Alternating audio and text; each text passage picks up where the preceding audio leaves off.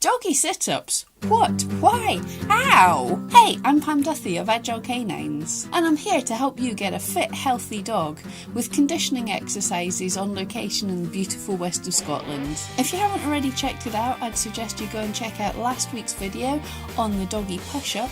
This week we're taking our doggy gym to the next level with some canine sit-ups. Now for some dogs and owners, the sit-up can be an easier exercise to start with because firstly, owners often find it easier to teach a dog to sit to stand rather than to go straight from down to stand. And as we've seen in last week's video with the lovely Brianna demonstrating, that sometimes older dogs find it harder to pull up straight from a down, and they pull up from a sit, they pull up their front end first and then bring back up. So this could be a slightly easier exercise for an older dog. However, be aware, some breeds of dogs like greyhounds can find it particularly difficult to go into a sitting position. So only ask for this exercise if the dog naturally sits by themselves. In fact, in any exercises I'm talking about in any of these videos, never force your dog to do a behaviour, only if they offer it naturally to you. So although perhaps a slightly easier exercise, this exercise still works the leg muscles and in a slightly different direction because the angle's slightly different, so it is still a fantastic exercise. Another reason I like exercises like these that are repetitions is it teaches you and your dog to work on the duration of an exercise. You're not just one and done, you can get up to 10 repetitions out of one treat or one reward. And also over the coming weeks we'll show how this exercise can build up to more advanced and more strenuous exercises to get an even fitter dog.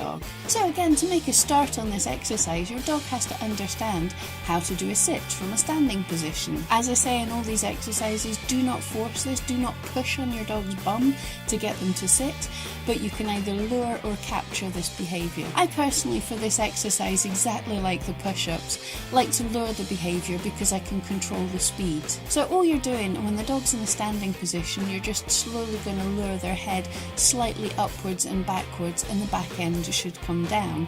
If the dog lifts the front paws off the ground, then you're luring too high. With this exercise, one set is going to be about 10 repetitions of sitting and standing. Build up to this over a course of a few days or a few weeks.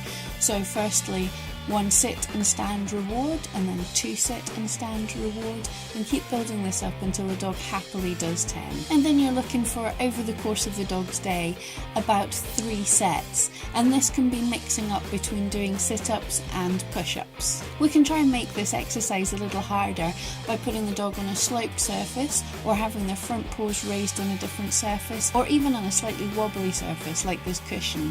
And you can also try and get the dog to sit in a smaller area, like the entire dog trying to sit on the small wobbly cushion. This really ups the intensity and works the core strength as well as the leg muscles. So remember, if you have any concerns about your dog, if their behaviour or movements change, then consult with your vet, and always check with your vet or breeder that any exercises are suitable for the age and breed of your dog. So thank you so much for joining me. Don't forget to subscribe and come back every week for more conditioning exercises for your happy, healthy dog.